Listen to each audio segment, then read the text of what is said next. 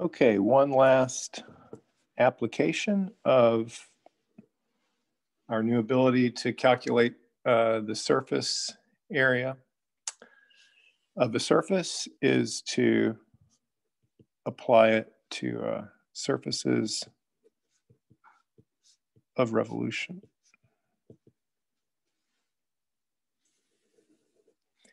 So here we suppose that surface S is obtained by rotating the curve y equal to f of x,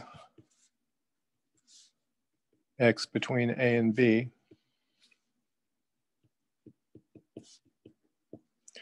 about the x-axis,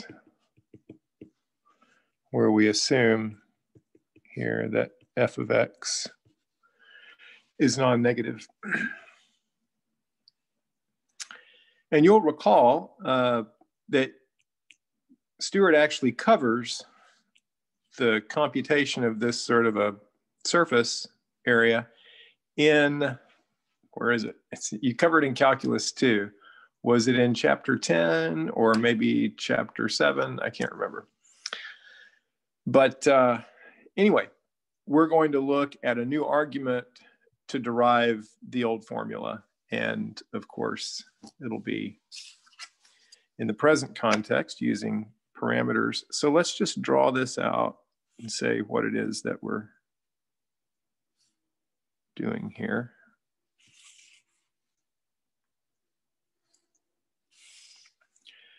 So along the x-axis, we have a curve f, which is non-negative.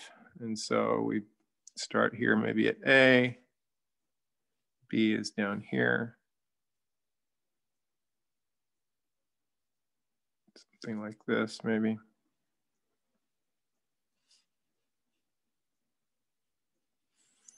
So here's y equals f of x, non-negative. And we're revolving this curve here about the x-axis. And so, of course, when we do that, we get these circles.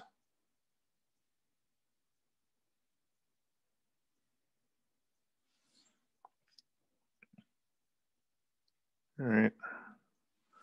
And so you get this. Looks really nice, doesn't it? Almost real. So you get this surface of revolution. Maybe if all I do is make it worse, so I'll stop. Okay, so let's figure out what's going on at some particular value of x in here. So for this value of x, we've got that slice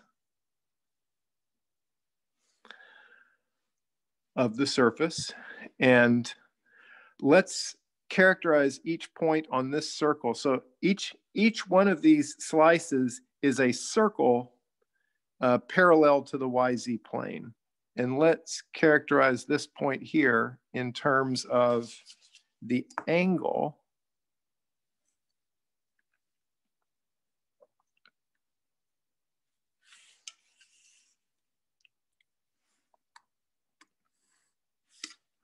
theta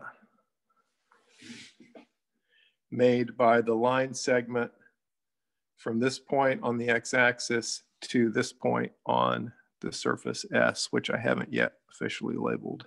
This is S. Okay. So let's take this and draw this out on the YZ plane. And I should have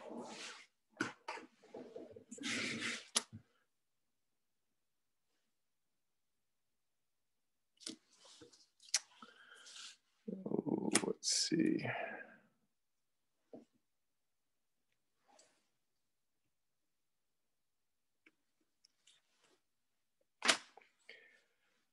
So then Here's our point.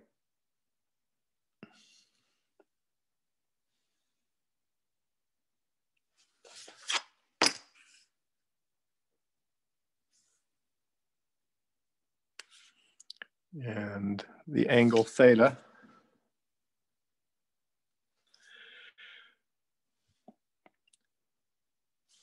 So what are the x, y, z coordinates of this point here? Well, the x coordinate of this point is just x. We're going to take x as our starting point. And I claim that, see, the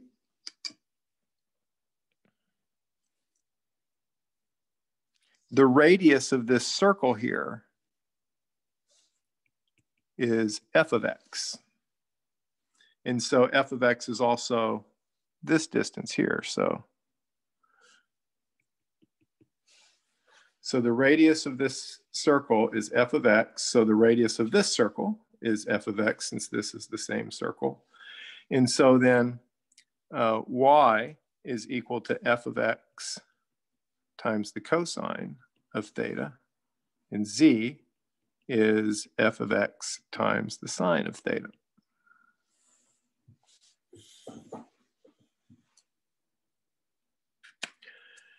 So now we've got it. Now we've got x, y, and z as functions of two parameters. The parameters are x and theta.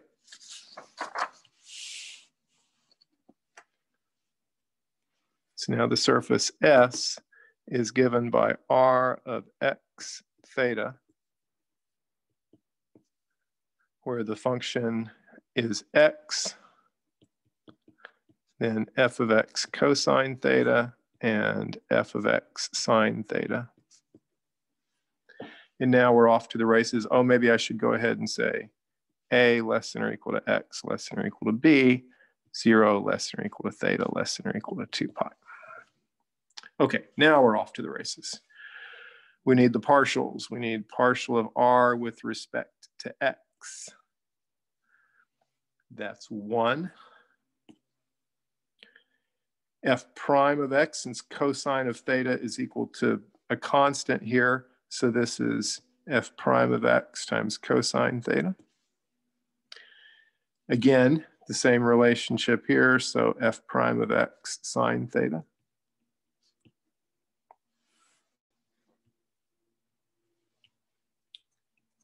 R sub theta.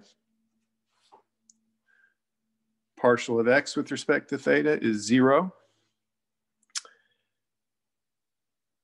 Derivative of cosine is minus the sine, and x doesn't vary, so this is just minus f of x sine theta. Here, I'm sorry, f prime. No, I'm sorry, just f. I started looking at this instead of looking at this. So let me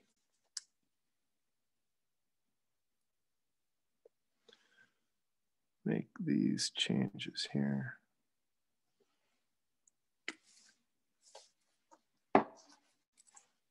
F of x cosine theta.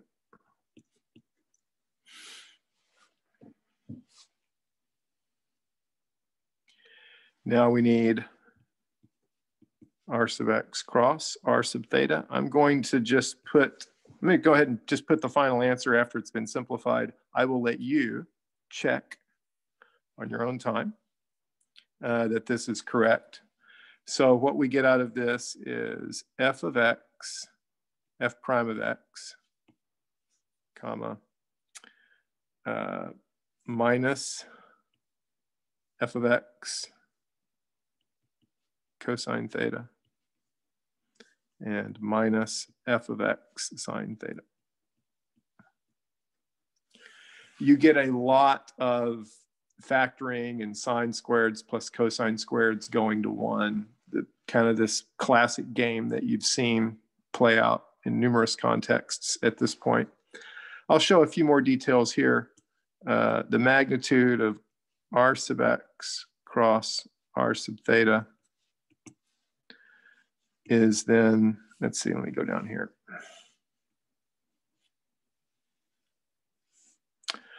square root of the sums of the squares. So this is f of x squared f prime of x squared plus, the minus signs don't matter, of course, f of x squared cosine squared theta plus f of x squared sine squared theta. We can factor out the f of x squareds, and they factor all the way out of the square root, not as absolute value of f. Oh, well, I'll go ahead and just throw in that detail because everyone seems to forget it. The square root of f of x squared after it factors out initially is absolute value of f of x. And then what we're left with on the inside is f prime of x squared, because that didn't factor out. And after we factored this out here, we've got cosine squared plus sine squared.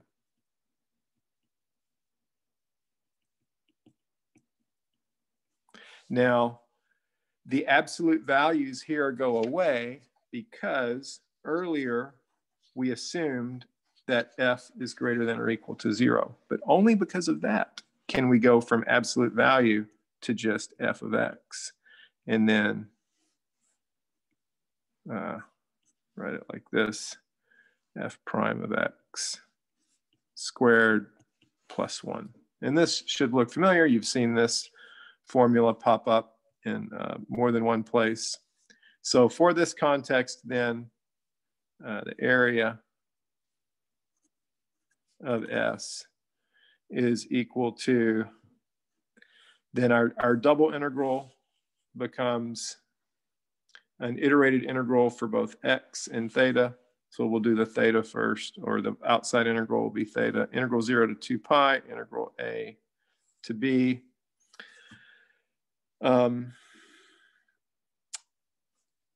Square root of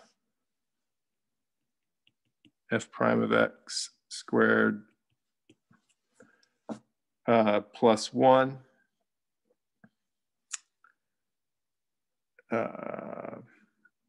That's right. I've got my f of x here, so I need to put that here. I was looking at my, and then this is dx d theta. This d theta integral doesn't involve anything here, so this just becomes 2 pi. So I did not space myself out very well here. So then this ends up just being the integral from a to b. The outer integral is 2 pi, and then f of x, and then the square root of f prime of x squared plus 1 dx.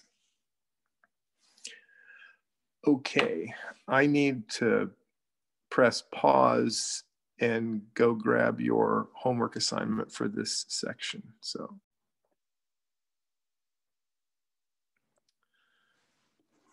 okay, homework for 16.6 is 1, 3, and 5, 13 to 25 odd, and 33 to 43 odd. Okay, see you in section 16.7.